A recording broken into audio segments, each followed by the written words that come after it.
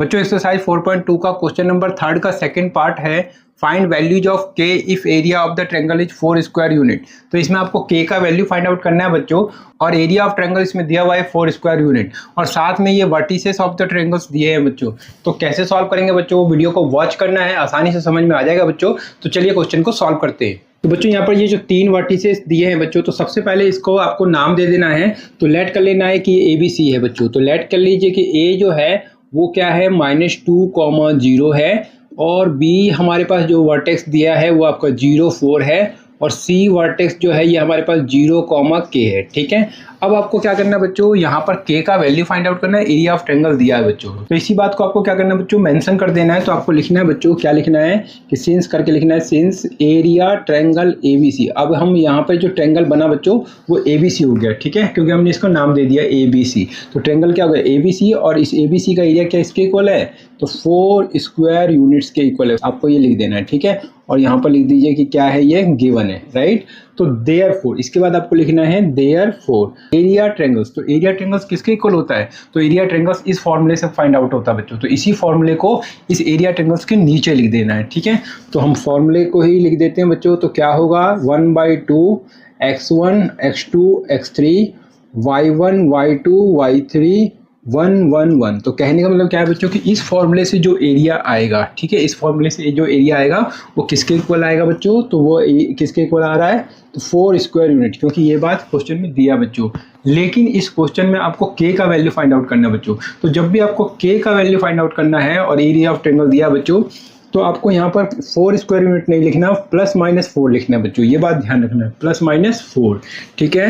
अब आपको क्या करना है, x1 x2 x3 y1 y2 y3 इन सब का क्या करना है, वैल्यू पुट कर देना है। तो पुट करेंगे बच्चों और सॉल्व करेंगे। तो 1/2 और x1 x2 x3। तो x1 कौन है, ये x1 है, ये x2 है, ये x3 है। तो x1 x2 x3 तो पुट करते हैं यहाँ पर। तो ये आपका -2 और ये आपका 0 और ये आपका 0, ठीक है। फिर y1 y2 y3। तो y1 कौन है, तो ये y1 y2 y3। तो आपको लिखना है 0 4 और ये आपका k और 1 1 1। ये आपको ऐसे लिखना है, इक्वल टू किसके इक्वल हो गया ये, तो +-4 के इक्वल, ठीक है। अब आपको इस डिटरमिनेंट का क्या करना है बच्चों, इस वैल्यू फाइंड आउट करना है, और जो वैल्यू आएगा उसका 1/2 से क्या करना है, मल्टीप्लाई करना है, और इसको सॉल्व करना है। तो सॉल्व करेंगे बच्चों। तो 1/2 को तो आपको ऐसे ही लिखना है, और इस डिटरमिनेंट का वैल्यू फाइंड आउट करने का तरीका क्या है बच्चों, कि कोई भी एक रो लेना है, कोई भी या फिर कोई भी एक कॉलम लेना है, और उसके अलोंग इसका क्या करना है, वैल्यू फाइंड आउट करना है। लेकिन हम लोग इसका वैल्यू किसके अलोंग फाइंड आउट करेंगे बच्चों, फर्स्ट कॉलम के अलोंग। क्यों, क्योंकि फर्स्ट कॉलम में हमें 2 0 दिखाई दे रहा है बच्चों। तो जिस भी रो में या जिस भी कॉलम में इस तरीके से ज्यादा 0 दिखाई देते हैं, तो उसके अलोंग अगर आप इसका वैल्यू फाइंड आउट करते हैं तो बहुत आसानी से सॉल्व हो जाता है बच्चों, ठीक है। तो मैं इसको फर्स्ट कॉलम के अलोंग इसका वैल्यू फाइंड आउट करूंगा। तो क्या करूं, तो 1/2 को तो ऐसे ही लिखूंगा बच्चों, और इसका फर्स्ट कॉलम का फर्स्ट एलिमेंट को क्या करना है, हाइड करना है। तो क्या करूं, पहले ब्रैकेट लिख लेता हूं बच्चों, और ये आपका -2, राइट, और इस -2 को हम हाइड करेंगे बच्चों। तो इस -2 को कैसे हाइड करेंगे, तो हॉरिजॉन्टल और वर्टिकल। तो हॉरिजॉन्टल मतलब इस तरीके से, और वर्टिकल मतलब इस तरीके से। तो ये -2 हाइड हो जाएगा पूरी तरीके से, और दिखाई क्या देगा, तो 4 1 K1। तो इसी को आपको क्या करना है, डिटरमिनेंट के अंदर लिखना है। तो क्या दिखाई दे रहा है, तो 4 1 K1, ठीक है।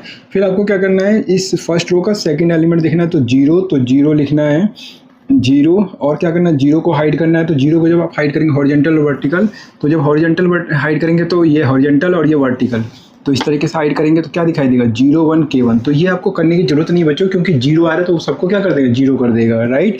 तो और इसमें भी आपको ये क्या होगा, 0 होगा। तो इसको करने की जरूरत नहीं है, बस आपको इसी को सॉल्व करना है बच्चों, ठीक है। तो इस तरीके से मैं इसमें क्या कर दूंगा, बड़ा ब्रैकेट लगा दूंगा, इक्वल टू +-4, राइट। उम्मीद करता हूँ समझ में आ गया होगा बच्चों। आगे सॉल्व करेंगे तो क्या होगा, और आप यहाँ पर मेंशन कर दीजिए बच्चों, ज़्यादा अच्छा रहेगा कि हमने इसको एक्सपेंड किया, किसके अलोंग किया, तो एक्सपेंडिंग अलोंग C1। तो एक्सपेंडिंग अलोंग C1 का मतलब फर्स्ट कॉलम, ठीक है। इसके आगे सॉल्व करेंगे बच्चों। तो क्या होगा, 1/2 और ये आपका बड़ा ब्रैकेट और ये आपका -2, और इसे क्या करेंगे बच्चों, तो मल्टीप्लाई करके इसका वैल्यू फाइंड आउट करेंगे। तो 4 का मल्टीप्लाई 1 से करें, तो 4, और k का मल्टीप्लाई 1 से, तो k, और क्या करें, बीच में माइनस का साइन, ठीक है। और ये आपका बड़ा ब्रैकेट और ये +-4। अब क्या कर सकते हैं, तो 1/2 इस -2 का मल्टीप्लाई इससे करें तो -8, -2 का मल्टीप्लाई -k से करें बच्चों तो +2k हो जाएगा, और ये छोटा ब्रैकेट लगा दीजिए, और +-4 इस 1/2 को यहाँ पर ले जाएं बच्चों, तो ये इसके साथ मल्टीप्लाई हो जाएगा, यहाँ पे डिवाइड हो रहा था। तो 8 + 2k और इक्वल टू ये इधर आएगा, तो यहाँ डिवाइड हो रहा है तो इधर मल्टीप्लाई हो जाएगा, तो प्लस माइनस 8 हो जाएगा। ठीक है, अब आपको क्या करना है बच्चों, -8 + 2k, और ये जो प्लस माइनस 8 है इसको आपको अलग अलग कर लेना है, मतलब एक बार प्लस का साइन कंसिडर करना है +8, और इसी तरीके से लेफ्ट साइड को तो ऐसे ही लिखना है -8 + 2k, और इसको माइनस साइन के साथ इधर लिखना है। ठीक है, तो क्या किया मैंने, ये प्लस माइनस 8 था तो इसको एक बार प्लस साइन के साथ लिखा लेफ्ट साइड, और ये आपका +8, और यही फिर लेफ्ट साइड, और ये आपका -8। ठीक है, और इसको अलग अलग सॉल्व करेंगे बच्चों, तो अलग अलग सॉल्व करेंगे तो क्या होगा, तो ये 2k और ये आपका 8, ये 8 राइट साइड में जाएगा तो प्लस का 8 हो जाएगा। 2k = 16, और k का वैल्यू क्या होगा, तो 16/2, तो कैंसिल हो गया 8। तो k का वैल्यू क्या आ रहा है, तो k का वैल्यू आ रहा है 8। करेक्ट। अब क्या करें, तो राइट साइड में देखेंगे तो ये आपका 2k = -8, ये 8 राइट साइड में आएगा तो प्लस का 8 हो जाएगा, तो ये आपका 2k = 0, तो k का वैल्यू 0/2 मतलब 0 हो जाएगा। ठीक है, तो यहाँ से k का वैल्यू 0 आ रहा है। तो इसके बाद आपको क्या करना है बच्चों, देयरफॉर करके लास्ट में लिखना है। देयरफॉर k का वैल्यू या तो 8 हो सकता है बच्चों, या फिर क्या हो सकता है, या फिर 0 हो सकता है, राइट। और इस तरीके से क्या हो जाएगा, ये k का वैल्यू हो जाएगा, और यही इसका आंसर भी हो जाएगा।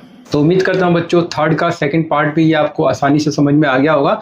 अगर अच्छे से समझ में आ गया है तो वीडियो को लाइक करना है, चैनल पर नए हैं तो प्लीज़ चैनल को सब्सक्राइब कर लेना बच्चों, क्योंकि चैनल को सब्सक्राइब करेंगे तो मुझे बहुत अच्छा लगेगा और मैं आपके लिए बहुत तेज़ी से मेहनत करूँगा बच्चों, और सिर्फ आपके लिए। तो प्लीज़ चैनल को सब्सक्राइब कीजिए बच्चों, और कमेंट करके मुझे जरूर बताएं कि आपको अच्छे से समझ में आ रहा है और आप लोग मेरे साथ मन लगा कर पढ़ रहे हैं बच्चों। तो प्लीज़ चैनल को सब्सक्राइब कीजिए, कमेंट कीजिए, और वीडियो को ज़्यादा से ज़्यादा शेयर करें बच्चों। मिलते हैं नेक्स्ट वीडियो में बच्चों, अपनी वीडियो को वॉच किया, इसके लिए आप सभी का बहुत बहुत धन्यवाद बच्चों।